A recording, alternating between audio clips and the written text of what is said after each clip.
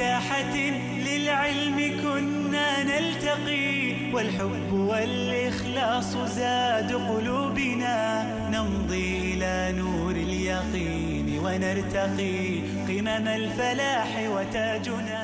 Assalamu alaikum warahmatullahi ta'ala wabarakatuh. Bienvenidos una semana más a Consultas Islámicas.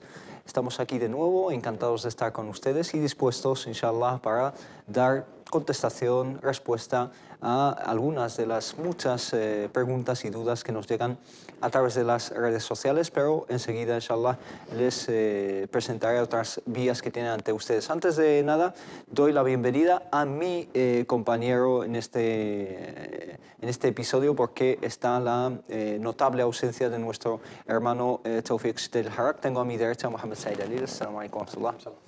¿Qué tal estás?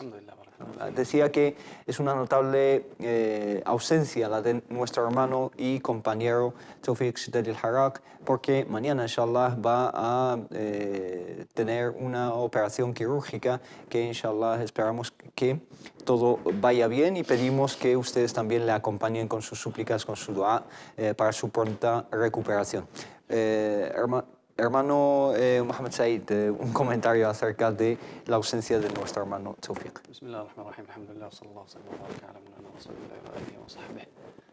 Verdaderamente es una grandísima ausencia, ¿no?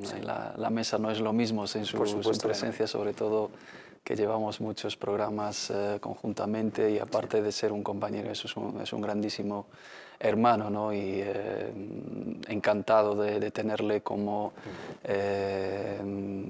acompañante, ¿no? En la tarea del Departamento de Contenidos de este canal y que Allah subhanahu wa ta'ala le guarde, le proteja, le conceda una nueva salud, que todo salga bien inshallah ta'ala. أسأل الله رب الناس أسأل الله العظيم رب العرش العظيم أن يشفيه أسأل الله أن يذهب بأسه وأن يحفظه من كل سوء وأن يرده سالما غانما إلى أهله أسأل الله عز وجل أن يسلمه من كل شر وأن يرفع الضر عنه وأن يحفظه لأهله وأولاده وأن يرده إلينا سالما غانما ويجزيه خير الجزاء على ما قدم ويقدم أسأل الله عز وجل أن يفرحنا بطلعته علينا قريبا إن شاء الله. آمين. Que Allah subhanahu wa ta'ala le dé salud, le dé bienestar, inshallah, y que todo, inshallah, salga de la mejor forma posible y que tenga una pronta recuperación, inshallah. Ustedes también pueden estar con él haciendo dua y sus súplicas para que se recupere pronto, inshallah. Como les decía, tienen diferentes vías para contactar con nosotros, sobre todo el número de teléfono que es el 911 7302 51 y también el email que es consultas@cordobainternacional.com y la página de Consultas Islámicas en Facebook, que ya estamos conectados, inshallah, y vamos a empezar a plantear algunas de las muchas preguntas que nos envían a través de las redes sociales. Pero antes, habíamos empezado hace un par de programas un repaso a cómo uno puede buscar el conocimiento, cómo puede acceder a las fuentes realmente y cómo puede emprender este viaje, que es el viaje de Talab al-Ilm, la búsqueda del conocimiento y el saber, que es una búsqueda sagrada, ¿no? Así se puede decir. Y hemos hablado del adab, la etiqueta que uno debe tener, la actitud que uno debería tener aproximándose a un conocimiento sagrado. Hemos hablado también de un poco la metodología, pero vamos a expandirnos en esta metodología, por dónde empezar, ¿no? Uno que quiere emprender este camino, por dónde empezar y si las vías son las mismas para, digamos, la gente en general y si hay una élite, si es posible, que esté dedicada seriamente y exclusivamente a la búsqueda de este conocimiento. Siempre hemos diferenciado entre esas dos categorías que acabas de mencionar, ¿no? La gente normal y corriente. Como musulmanes de a pie tenemos la obligación Como nos dice el profeta Muhammad sallallahu alaihi wasallam, "Talabul ilmi faridatun ala kulli muslimin wa muslima". La búsqueda del saber y el conocimiento es una obligación de cada musulmán y musulmana. Cuando es relacionada con el aspecto de la religión, aquellos aspectos que son fundamentales para nuestra adoración, para nuestros ritos, para nuestras prácticas, para nuestra creencia, ahí entramos todos en esa obligatoriedad de búsqueda de conocimiento. Y luego hay otra parte que es la élite, como has mencionado también, o los especialistas, o la gente que quiere emprender el camino de la búsqueda del conocimiento para dedicarse, ¿no?, al estudio de la religión y luego difundirla, divulgarla, enseñar a los demás y ser de utilidad y de guía para esa categoría común y popular, ¿no? Ese grupo de personas conocidos como Talabat al-Ilm, ¿no? Eso es, para los buscadores de conocimiento, los estudiantes de conocimiento, los estudiosos del Corán. Sí. Como gente de a pie tenemos que conocer y tenemos que saber y aprender y estudiar lo básico, ¿no? Los 5 pilares, los pilares de la creencia y diría yo para nuestro contexto occidental también pues ciertos aspectos que nos ayudan a explicar bien nuestra religión, defenderla y protegernos ante las ideologías erróneas y las creencias que son contradictorias a nuestra creencia, a nuestra fe como musulmanes. Todos debemos de saber cómo se reza, cómo hay que hacer la purificación, cuáles son los pilares del ayuno, qué es lo que anula un ayuno, cómo recuperar la oración a la hora de llegar tarde a una oración en comunidad, Salat al-Jama'a, ¿no? Ahkam al-Masbuq, cómo recuperar, cómo retomar, cómo seguir, si tenemos un error dentro de la oración, as-sahw, ¿no? el sujud as-sahw, la prosternación del olvido por omisión, por añadir algo más en nuestra oración, todos esos aspectos tan básicos, todos debemos de conocerlo y estudiarlo. Pero cuando nos referimos a estudiantes de conocimiento, que lamentablemente hoy en día no se aprecia el conocimiento islámico y se cree que es un ámbito abierto a todo el mundo, cualquiera puede hablar de religión, cualquiera puede intrometerse, cualquiera puede opinar, emitir juicios, esto es bid'a, esto es haram, esto es sunna, copiar y pegar, dijo tal sabio, as-salaf, dijeron los sahaba, no sé qué, y no es así. Se ¿no? crea una confusión. Mucha confusión y mucha gente está jugando con fuego, ¿no?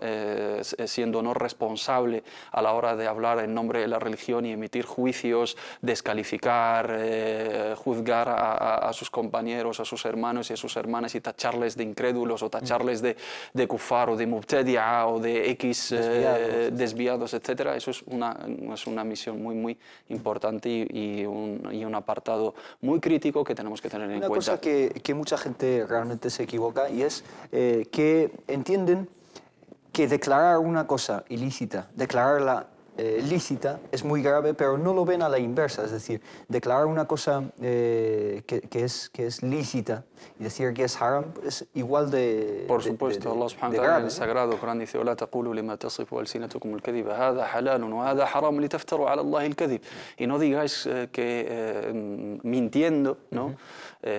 Sin fundamento y sin argumento, esto es haram y esto es halal, esto es lícito y esto es ilícito, para mentir en nombre de Allah subhanahu wa ta'ala. Sí. El que emite un juicio tiene que ser seguro de lo que hace. Muchas veces vemos por las redes sociales y por los blogs y por los foros gente publicando cosas en nombre de la religión, complicando la vida a los hermanos y a las hermanas, tachando de muchos adjetivos a sus hermanos sin tener fundamento. Y lo peor en todo eso es que te discuten esa cuestión sin tener ningún argumento y sin saber de lo que están hablando. Como Tullab al-Ilm, como buscadores de conocimiento y del saber religioso, debemos de seguir las pautas que han marcado nuestros sabios y tener las herramientas. Hemos hablado en el ¿Cuáles capítulo son estas pautas? Las pautas es pasar por un procedimiento que es común entre todos los buscadores de conocimiento y estudiosos del Islam. Lo que marcaron nuestros sabios, tener las herramientas, tener ulum al-ala, ¿no? Esas ciencias que son las llaves para poder acceder a las referencias, poder interpretar el Sagrado Corán, poder entender la sunna del profeta Muhammad sallallahu alaihi wasallam. Y nuestros sabios nos recomiendan una metodología gradual, no empezar con al-mukhtasarat y lo básico de cada ciencia y cada técnica, empezando por el aqida, estudiar las referencias, empezar por ejemplo por Risalat ibn Abi Zayd al-Qayrawani, empezar por el aqida al-Tahawiyya y luego pasar a grandes obras más complicadas y más detalladas y más complejas, tener una base para poder saber las diferencias de nuestros sabios en el ámbito del dogma y de la creencia, ¿no? Sobre todo ese debate filosófico y etcétera. Algo tan complicado que está reservado para la gente para la élite, la gente de especialidad. Abu Hamid al-Ghazali, rahimahullah, que es uno de los grandes eruditos del Islam, tiene una obra que se llama El Jam al-Awam fi Ilm al-Kalam, es decir, que la awam, las masas, ¿no? si se puede decir, deberían cerrar la boca cuando se trata de unas ciencias tan sofisticadas. Nuestros sabios, nuestros profesores nos han enseñado que hay ciertas ciencias y ciertas técnicas que no se deben tratar con cualquiera. Hay ciertos aspectos de la religión que si los trato con cualquier persona, que sin fundamentos y sin base, la puedo confundir, le puedo generar más dudas, le puedo complicar más la vida. O sea, hay temas reservados para la élite.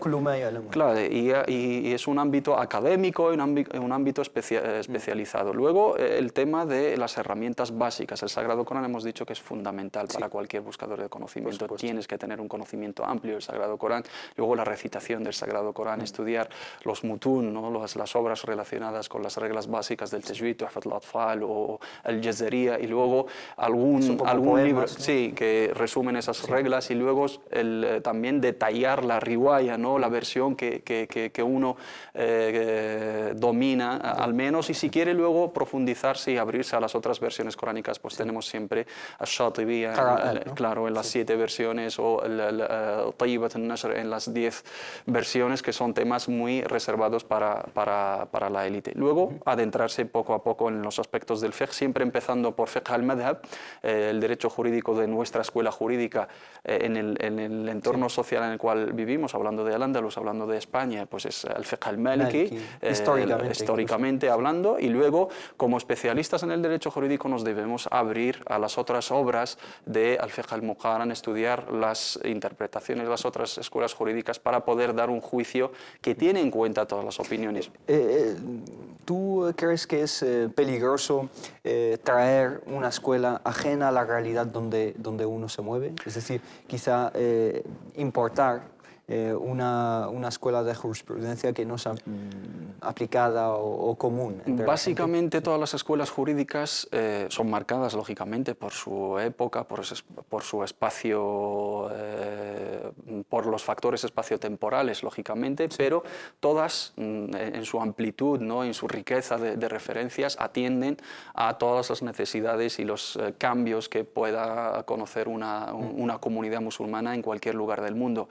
Lo inapropiado es exportar unas fatuas, unos juicios legales, unos estatutos legales relacionados con hechos determinados en ciertos contextos y aplicarlos en otros contextos sociales. Ese es lo correcto. No sería lo adecuado, por ejemplo, que un hermano consulte a un sabio, a una referencia, a un organismo ajeno a su realidad, o que desconozca los detalles de su realidad. No puedes llamar a un sabio que vive aislado en otro mundo, en otra sociedad, con otras circunstancias, y consultarle sobre una cuestión que desconoce totalmente, y luego el juicio no va a ser apropiado para tu contexto. Eso lo tenemos que tener muy en cuenta. Y luego el conocimiento islámico es un mar sin fondo. Tenemos que tratar con ello con mucho respeto y respetar a nuestros sabios. Los que hoy en día lideran el conocimiento en el mundo islámico y son referencias, no es que lo han conseguido de la noche a la mañana.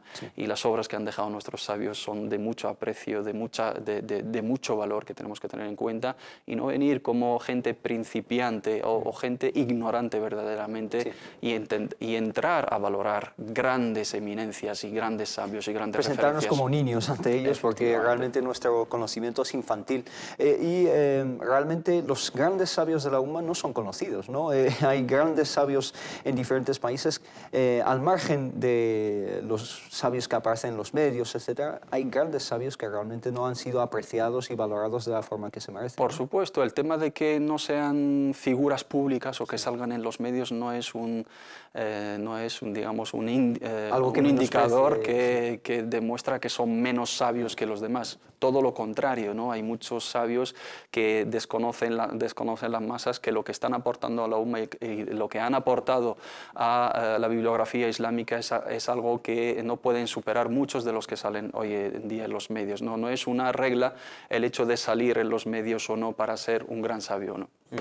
Barakallahu fik, relacionado con esto, voy a leer una pregunta del hermano Wasim. Nos dice lo siguiente: Salam alaikum hermanos, mi pregunta es la siguiente. Si yo quiero dedicarme profesionalmente a la religión, ¿es recomendable cursar ahora, después del bachillerato, un grado de alguna ciencia islámica? Por ejemplo, Sharia hoy en día es mejor hacer una carrera universitaria que te garantice un poco de futuro y luego otra carrera de alguna ciencia islámica. ¿A qué le recomendamos que se dedique? Si tiene inclinación hacia el conocimiento islámico, los estudios islámicos, sería muy adecuado, digamos, cursar un curso académico especializado. Hoy en día ya no podemos, lamentablemente, tener esa posibilidad de gente enciclopédica, ¿no? Ulama mawsu'iyun, que puedan dominar todas las técnicas. Hoy en día es la época de la especialización, at-takhassus, ¿no? Sí. Y en el ámbito académico se nos ofrece esa posibilidad de dedicarse a un campo de la religión específico, al qira'at, al usul, al fiqh, al hadith, al aqida, al iqtisad al-islami, etc., para que cada campo tengamos especialistas y no gente que tiene conocimiento de todo, pero no puede abarcar bien esas cuestiones. Con dominio y efectivamente, si tiene esa inclinación y ese interés, le recomendamos efectivamente que se dedique al estudio, que elija una especialidad en concreto, y hoy en día tenemos muchas universidades, gracias a Dios, en el mundo islámico, sí, que le puedan aportar esa formación completa.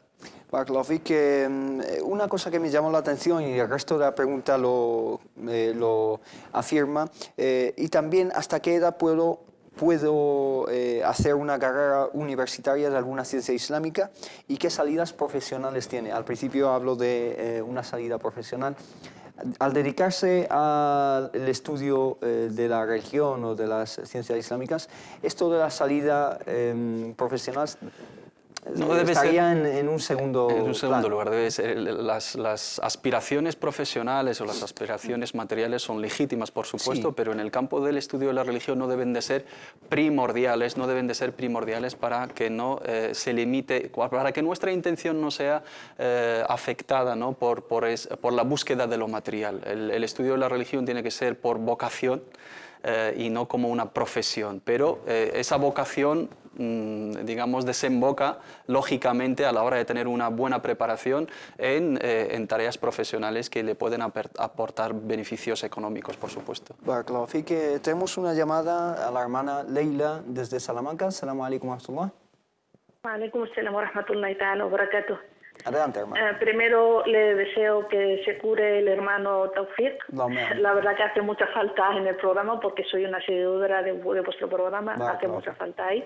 Que vuelva sano y salvo a sus queridos. Amén. Amén. Amén. Lo siento por ser pesado porque he vuelto a llamar por la tercera vez, pero esta vez por una pregunta de una amiga que no sabe español. Y le voy a hacer el favor de transmitir la pregunta. Son dos preguntas. Ella, pues en un embarazo hace ya 5 años, por ahí, pues ella, pues durante el embarazo, durante el mes de Ramadán, pues no ayunó el Ramadán, pero cuando pues dio de luz, hizo el Ramadán, pero no... yo creo que tiene que hacer, pues aparte ayunar, el Ramadán que faltó también tiene que pagar. No recuperó los días pendientes. De dar la limosna o pagar cada día del ayuno, creo. ¿Ella recuperó todos los días de Ramadán? Sí, ella después del parto ayunó todo el mes del Ramadán, pero no sacó, creo que se llama la fidia, creo que se llama. Entendido, sí, pero ella no lo hizo adrede, ella pensaba que solamente tiene que ayunar. Entendido. ¿El hermano Mohamed Said tenía alguna pregunta? No me queda claro. Ella, cuando faltó al ayuno por el tema del embarazo, el año siguiente o antes de que llegue el otro Ramadán, recuperó toda la deuda que tenía, ayunándolo. ¿Antes de que llegue el Ramadán siguiente? Sí. Vale. Sí. Entendido.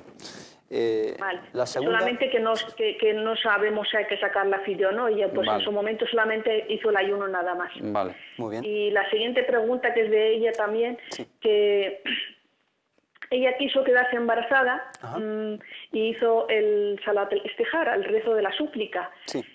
Pero luego, al día siguiente, pues como están en paro los dos, ella y el marido, pues como que le entró miedo Y en vez de, después del rezo normal, de los 5 rezos, empezaba pues a pedir a Dios que no quiere que se quede embarazada. Sí. Entonces luego, otra vez al siguiente rezo, pues le entró miedo. ¿Cómo que estoy haciendo el rezo del istijara, de la consulta, preguntando a Dios, y luego le pido que no estoy embarazada? Entonces, si yo estoy confiando en Dios y estoy haciendo un rezo del istijara, pues tengo que confiar en Dios, no luego pedirle que no esté embarazada. Ajá. Entonces, pues luego ella volvió a hacer otro rezo de los 5 rezos, pues pidió perdón y volvió a rezar otro siguiente rezo de Salat al-Istijara. Entonces, pues ella pues está en duda, dice, ¿he hecho mal? Si al final se quedó embarazada. Entonces, dice, ¿he hecho mal o he pecado con rezar y luego pedir a Dios que no lo esté y luego volver a rezar? Como que ella se siente como faltó a Dios en ese momento. Si ha pecado en algo, tiene que hacer algo más aparte de pedir perdón. Tiene miedo a quedarse embarazada por cuestiones económicas, ¿no? Ya quedó embarazada. Sí, ella las dudas eran por eso, sí. Vale. Pero ella actualmente está embarazada, ¿no? Es decir, al final se quedó embarazada, sí. Al final se quedó embarazada. Pues entendido, inshallah enseguida le contesto. Vale. Gracias. Shukran, barakallahu fikum. A ustedes. Bueno, 2 preguntitas acerca del embarazo que tuvo en un Ramadán, recuperó esos días antes de la llegada del Ramadán siguiente y se quedó con la duda de si tiene que sacar lo que es la fidia. Tiene permiso para dejar de ayunar en el caso del embarazo, por supuesto, esa eximidad de responsabilidad jurídica, y una vez que pasa, digamos, esa excusa, ese udhr shar'i que tenía para abandonar el ayuno, lo debe de recuperar, cosa que hizo la hermana correctamente. Una vez recuperados los días que ha faltado al ayuno, no debe de pagar ninguna fidia, porque la recuperación del ayuno compensa ese ayuno faltado, dado que ella no lo ha retrasado hasta que llegue el siguiente Ramadán. Es decir, para que quede inshallah zanjado y explicado bien, la fidia se debe pagar por la mujer embarazada si recupera esos días de Ramadán con retraso, ¿no? La fidia se estipula en los casos que no podemos recuperar el ayuno. Para las personas enfermas con enfermedades crónicas que no pueden... La fidia es fida es una compensación, es una cuota que compensa ese ayuno no recuperado. Ya que no puedo hacer el ayuno, lo compenso dando dinero a cambio y es el valor de la cuota diaria de nuestro gasto medio, ¿no?, en comida para un... Si gastamos 10 euros... Eso es, para un pobre por cada día. Pero en el caso de la recuperación del ayuno, la fidia no tiene...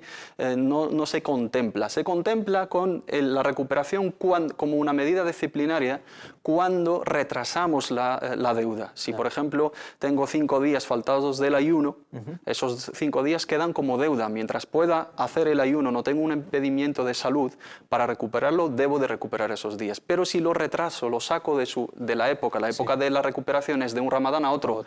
Imaginemos que llega Ramadán de este año y tengo una deuda de 5 años, pero no lo recuperé antes de que me alcance el nuevo Ramadán. Debo de recuperar esos días y aparte de recuperarlos pago por haberlo retrasado en ese caso. Y los que sacan la fidia como norma son aquellas personas que no pueden ayunar.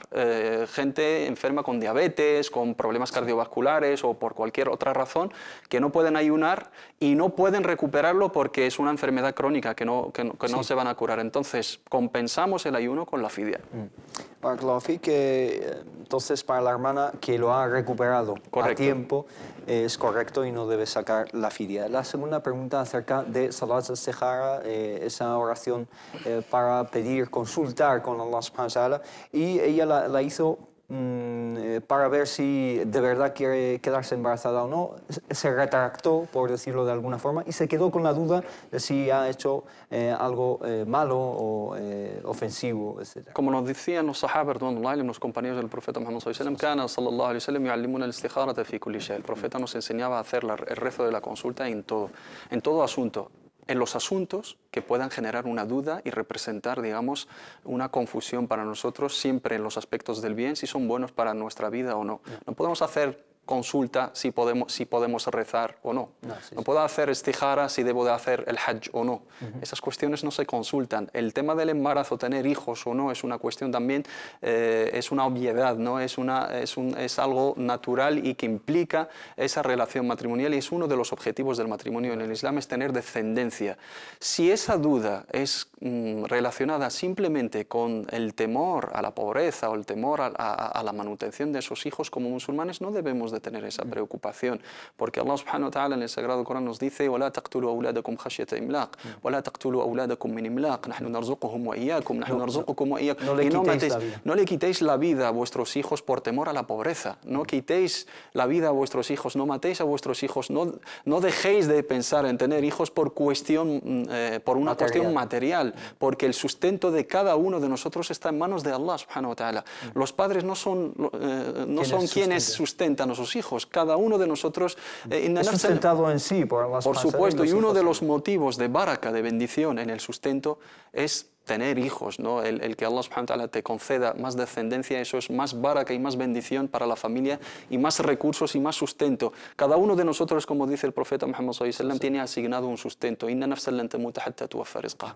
Y eso se prescribe antes de que salgamos del útero de nuestras madres. Allah subhanahu wa ta'ala sabe en el momento de su soplo del alma, del ruh en nuestros cuerpos, sabe exactamente y nos asigna esa cantidad de sustento desde el primer día hasta el último día. Por lo tanto, que no sea por una cuestión material.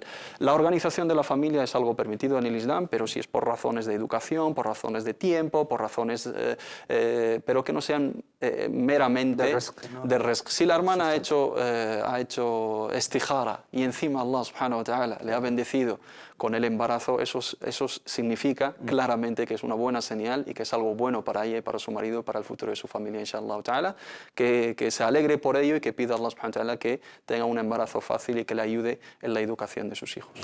Barakallahu fik, Allahumma amin, y que inshallah bendiga su descendencia y la descendencia de todos, inshallah. Vamos a una pequeña pausa y volvemos en muy pocos minutos. في ساحة للعلم كنا نلتقي والحب والإخلاص زاد. Assalamu alaikum wa rahmatullah, bienvenidos de nuevo a Consultas Islámicas. Vamos a seguir con algunas preguntas y relacionado con el tema que hablábamos antes de la pausa.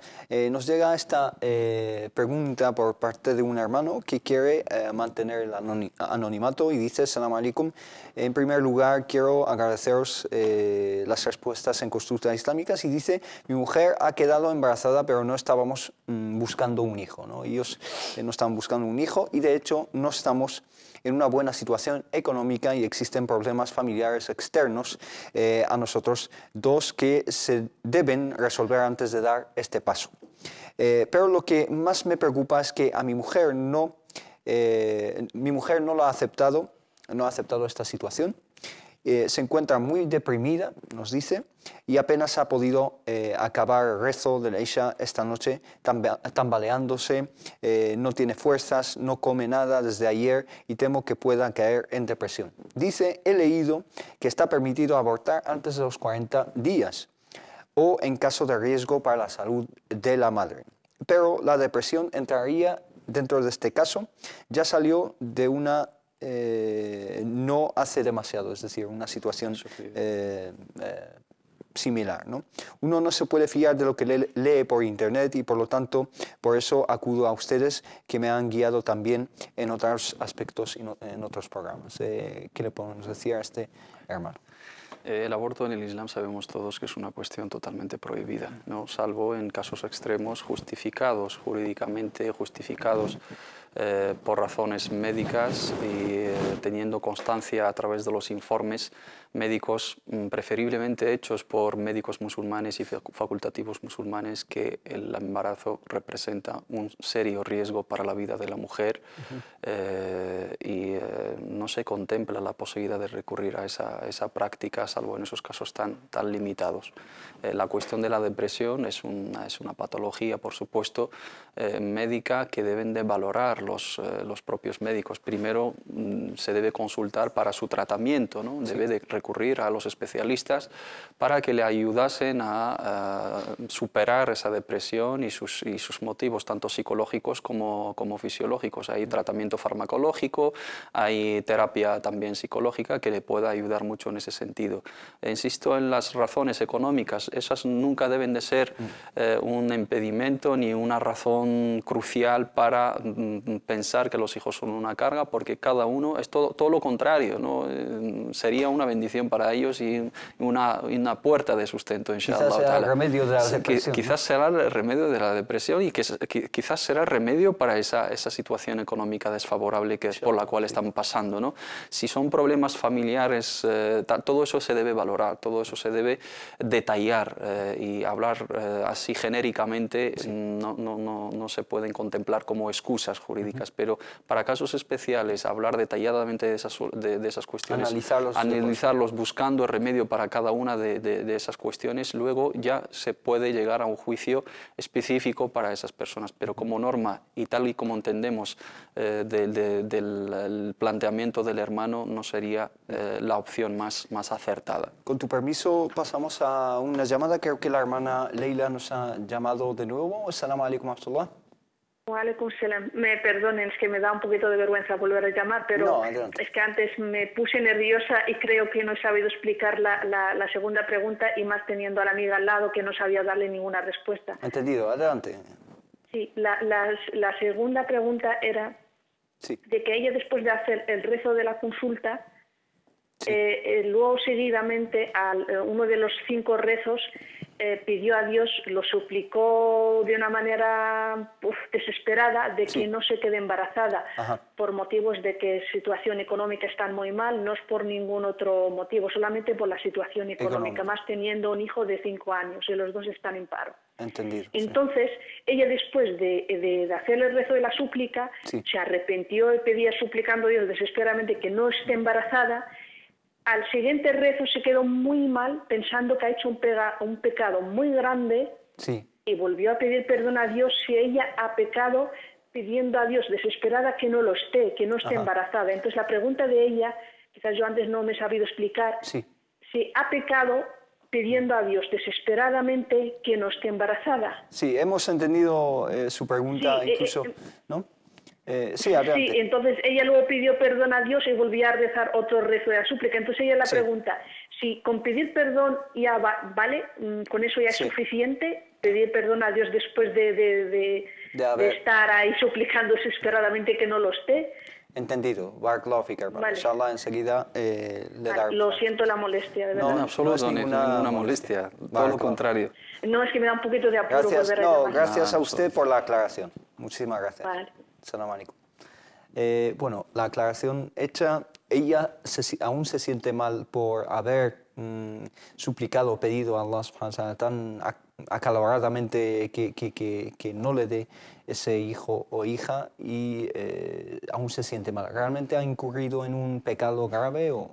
Antes de contestar a tu pregunta, me gustaría dejarle claro a la hermana también, después de su insistencia, no disculpándose para nada. En nuestro programa, como tú siempre dices, se alimenta de las consultas de nuestros hermanos, y es un honor y es un gran placer poder atenderles, y es un servicio. Es un servicio, y nos sentimos verdaderamente honrados, ¿no?, con su confianza a la hora de acudir a este programa para pedir nuestros consejos y nuestras consultas, y tenerla en cuenta, ¿no?, que al fin y al cabo estamos al servicio de nuestros hermanos, que pueden llamar las veces que ellos quieran, y tienen otros medios. Si no es a través del programa, estamos a su disposición para los casos específicos y personales. La hermana no ha pecado, la hermana ha actuado según el instinto humano, ¿no?, que responde a ese temor y ángela, ¿no?, que nos caracteriza. Se apresuró, ¿no?, y haciendo su propio análisis y su propia, digamos, cuenta de la situación, pensaba que no es lo más adecuado para ella, y ha pedido a Allah subhanahu wa ta'ala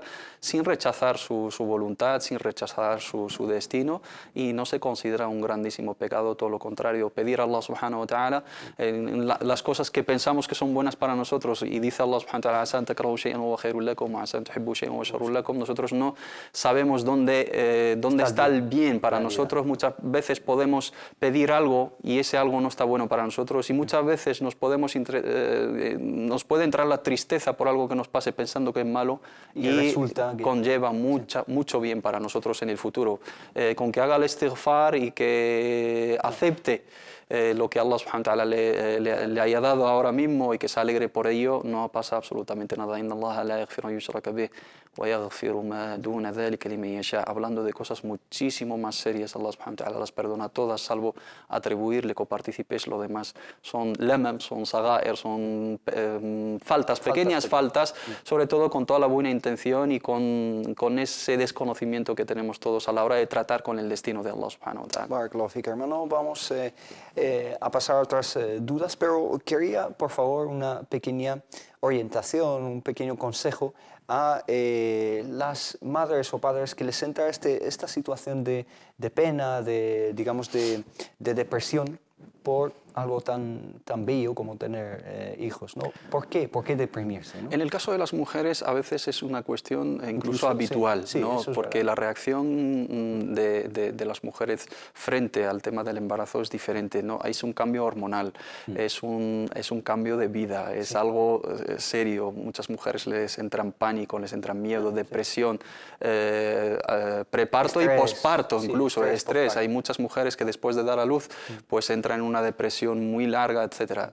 Cuando se trata de patologías y cuando se trata de cuestiones que son fisiológicas incluso, porque el cuerpo humano es un mundo, ¿no? La depresión no es simplemente una cuestión psicológica, a veces son factores, ¿no? Son ciertas hormonas, son ciertos índices en el organismo humano que se puede tratar farmacológicamente, tomando ciertas sustancias se puede regular ese nivel de la serotonina, etc., para que la persona se sienta equilibrada emocionalmente. Pero para los casos psicológicos necesitan un apoyo psicológico, ¿no? Estar en manos de facultativos, de gente especializada en este ámbito para que les oriente. La orientación espiritual es importante y la orientación profesional también es importante. Como musulmanes tenemos creencia en Allah subhanahu wa ta'ala, tenemos fundamentos de que el imán bil qada'i wal qadar, al qadari khairihi wa sharrihi, aceptar el destino, lo bueno y lo malo del destino, todo está predestinado por Allah subhanahu wa ta'ala. Las cuestiones del sustento, las cuestiones de la descendencia son cuestiones que no tenemos alcance en ellas y no podemos manipularlas nosotros. Por lo tanto, no nos queda más remedio que aceptar la voluntad de Allah y tratarlo con una positividad. Pero para esos casos hay que entenderlos también humanamente y luego recurrir a los remedios que tenemos a nuestro alcance. Y a la ayuda también profesional si ello lo requiere. Tenemos al teléfono al hermano Nurdin desde Madrid. Salam alaikum wa rahmatullah. Salam alaikum. Quería haceros una pregunta, por favor. Sí, adelante. Hace un par de meses atropellaron a un niño, ¿vale? Y tuvo un accidente grave y estuvo 3 meses en camilla. ¿A un niño? ¿Perdón? ¿A quién atropellaron, disculpe? A un familiar mío. A un familiar, sí. Y nos quieren dar una indemnización por ese atropello y queríamos saber si ese dinero que nos van a dar es halal o es haram. Entendido. Una indemnización si se puede percibir, cobrar o no, ¿no? ¿Alguna duda? Ha sido digamos, temerario ese atropello, ha sido por descuido. Ha sido en un pase de cebra el atropello, así que... Entendido, hermano. Gracias, hermano Nordin. ¿Alguna otra duda que tenía? No, muchas gracias. Muchas gracias a usted. Salam alaikum wa rahmatullah. Acerca de este incidente, si se puede, digamos, si esta familia puede percibir una indemnización. Sí, se contempla jurídicamente el aspecto de la aqila, ¿no? La indemnización, los casos de el jinayat, ¿no? Cuando se trata de, no sé cómo traducir, los accidentes, ¿no? Cometidos en contra de alguien de manera temeraria o de manera infortuita, etc. Y cuando se pierde la vida en esos... si es intencionado, tiene otro juicio. Si es por descuido, por error, por no tener el cuidado debido, pues también se contempla un castigo jurídico para la misma persona, el ayuno y la indemnización a los familiares del fallecido. En este caso, alhamdulillah, no se llegó a perder la vida, pero sí hay un daño físico y moral para la misma persona. Aparte, aquí se contempla a través de las leyes actuales, ¿no? las leyes vigentes, la indemnización que les corresponde sí o sí. Jurídicamente sí la pueden aceptar, siendo una cosa jurídica justa relacionada con ese accidente. Porque ellos no buscan, no es que han estado asegurados en contra de cualquier accidente para tomarse ese IWAD, ¿no? Esa indemnización en los casos de que les pase algo, sino han sufrido, digamos, una acción temeraria, han sufrido un accidente, han sufrido una agresión, y esa agresión se contempla jurídicamente en determinados casos, cuando hay lesiones, cuando hay pérdida de vida, cuando hay pérdida de órganos, compensar a la víctima y a los familiares de esa víctima. Sí lo pueden aceptar. Inshallah. La hermana Samira nos pregunta lo siguiente. Nos dice: Salam alaikum, quería saber si hacerse fotos es haram respecto a este hadith. Nos menciona un hadith. Fue recopilado también por At-Tirmidhi en su Jami' y dijo que es un hadith hasan y sahih, auténtico, que fue narrado por Zubair, que Allah esté complacido con él, bajo la autoridad de Jabir, que Allah esté complacido con él también. Dijo el mensajero de Allah, la paz y las bendiciones de Allah sean con él: está prohibido que uno se ponga una imagen en casa, y está prohibido también que se haga esa foto. ¿Esta es una buena traducción? No es una traducción correcta, fidedigna al hadith, y lógicamente las fotos como las conocemos hoy en día no existían en la época del profeta Muhammad sallallahu alaihi wasallam. Cuando hablamos de la fotografía, cuando hablamos de máquinas fotográficas, no existían, no se conocieron hasta el siglo XIX, ¿no? hasta finales del siglo XVIII y inicios del siglo XIX. Todos los hadices que hablan de al-musawwirin, أشد الناس عذابا يوم القيامة المصورون, حديث صحيح البخاري. El castigo más severo en el día del juicio final es para los al-musawwirun. Los musawwirun no lo podemos traducir como fotógrafos, sino son los escultores. Exacto. Hoy en día, especialmente en el árabe, porque el árabe es un idioma que ha evolucionado. El musawwirin normalmente es un fotógrafo, ¿no? Pero la fotografía no existía. Claro, hay una similitud entre el as-sura en aquel entonces, que también se refiere al timthal, que es la estatua, que es también la imagen de los ídolos, ¿no? Caracterizados y escultura, y la figura, ¿no? Pero la sura, como es una fotografía, no es a lo que se refiere el profeta Muhammad sallallahu alaihi wasallam. Y también el hadith de que los malaika no entran, al malaika la yadkhuluna baytan fihi kalbun wala sura, en la versión del imam al-Bukhari. La versión del imam Muslim, suratun wala sura at-tamathil, lo especifica, porque la sura no es la imagen fotográfica. Por eso hay mucho debate en colgar fotos en casas o no, etcétera, y ya lo hemos explicado en otras ocasiones. El hadith habla de los escultores y habla del contexto pagano de la época del profeta Muhammad sallallahu alaihi wasallam, de la primera era del Islam, cuando la sociedad pagana, la sociedad mequí, en la era preislámica, pues adoraban a ídolos, a estatuas, a figuras, a esculturas, etcétera, que ellos mismos creían, y que rendían culto a esos dioses y a esos ídolos. Y vino el Islam para romper con esa tradición y establecer la creencia del monoteísmo y acabar con toda huella y con todo rastro de esa práctica pagana. Por lo tanto, el profeta Muhammad sallallahu alaihi wasallam, en su mensaje, en sus advertencias, pues lo elevaba al máximo castigo para que la gente lo tenga en cuenta. Está prohibido hacer esculturas en el sentido de la idolatría, de adorarlas, con esa intención, y también adquirirlas con esa intención, y colgar fotos y colgar imágenes de grandes ídolos y grandes personajes en señal de veneración y en señal de pleitesía, en señal, etcétera. O personajes que, por ejemplo, una figura de un sheikh, y decir, pues ese sheikh, por su baraka voy a colgar su foto en casa para que me proteja del mal de ojo y tal. Eso es shirk, eso es idolatría. O un ídolo político y tal, y decir, pues eso es mi mejor ídolo y yo sigo a esta figura, ¿no?, de tal ideología marxista o comunista o de cualquier otra tendencia, y tenerlo como un ídolo por encima de tus creencias. Eso es otra cosa. Pero tener fotos de recuerdo o hacerse fotos para recuerdo, que sean siempre lícitas en sí, que no contengan ninguna obscenidad ni sobrepasen ningún límite religioso, son aceptadas. Se plantea otra pregunta en este aspecto, pero inshallah enseguida lo veremos. Tenemos con nosotros a la hermana Salama desde Madrid. Salam alaikum. Alaikum salam wa rahmatullahi wa barakatuh. Adelante, hermana. Pues mire, mi pregunta es que es por un grupo de WhatsApp que hemos criado unas hermanas, sí. Pero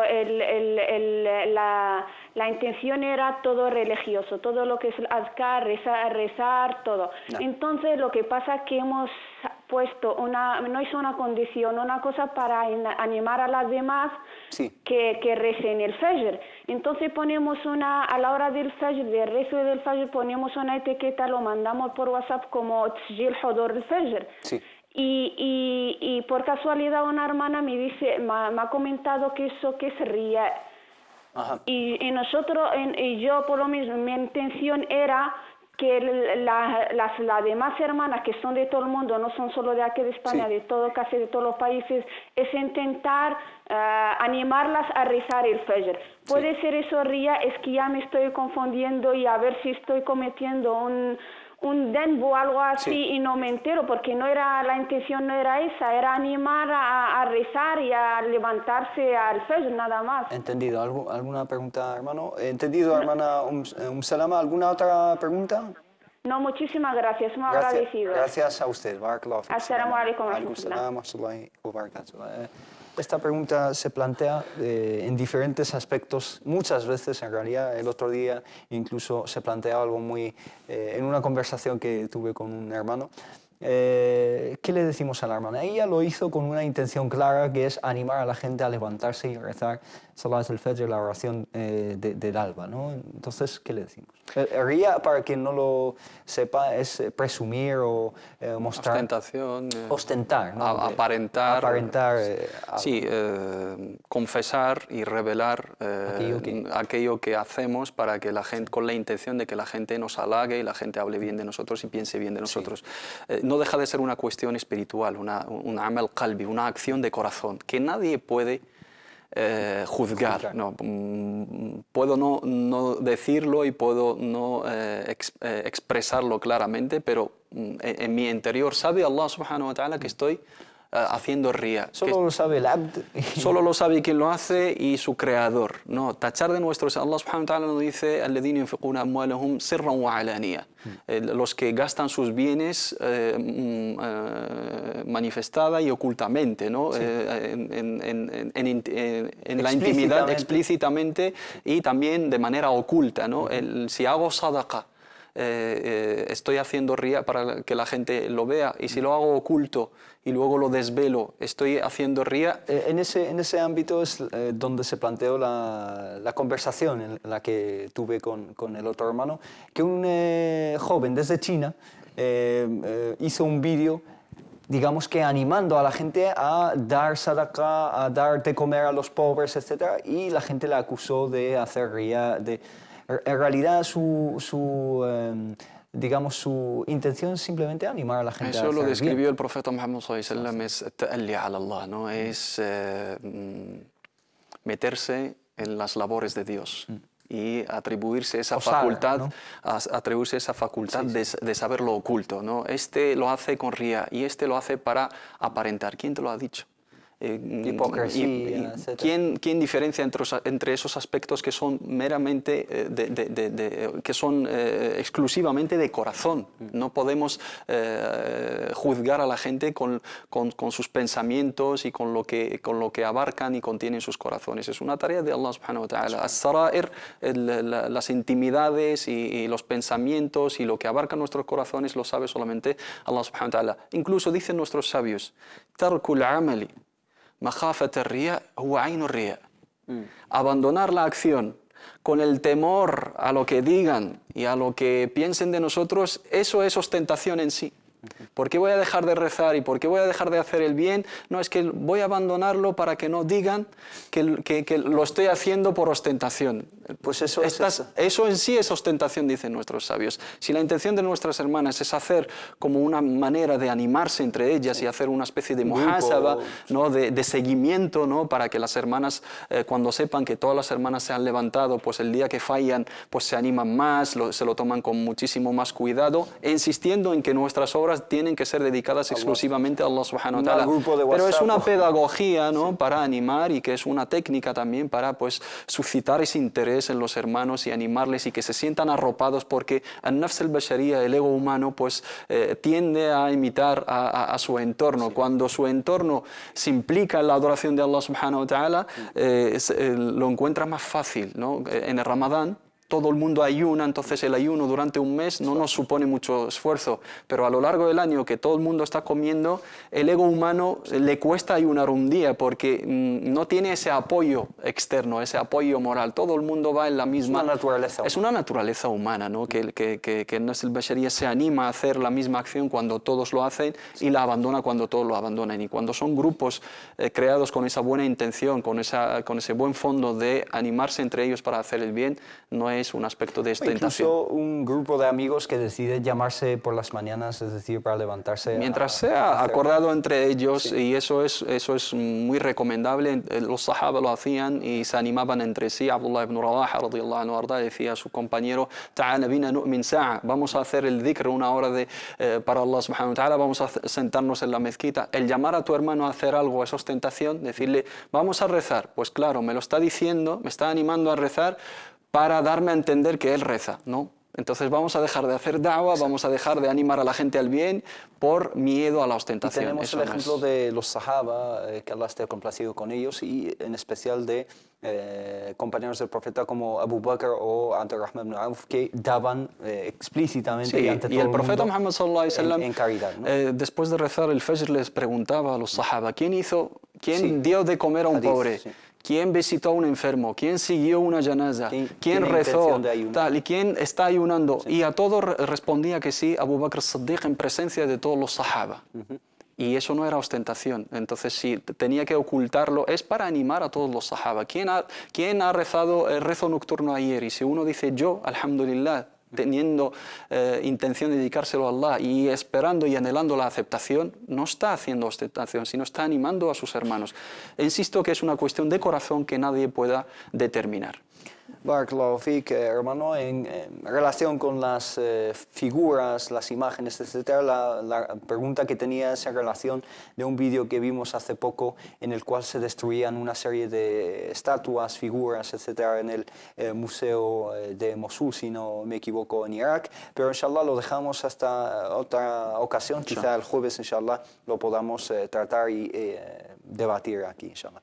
Hemos llegado al final de este episodio, solo me queda dar las gracias a mi hermano Mohamed Said Aliles, muchísimas gracias. Gracias a ti, hermano, un placer.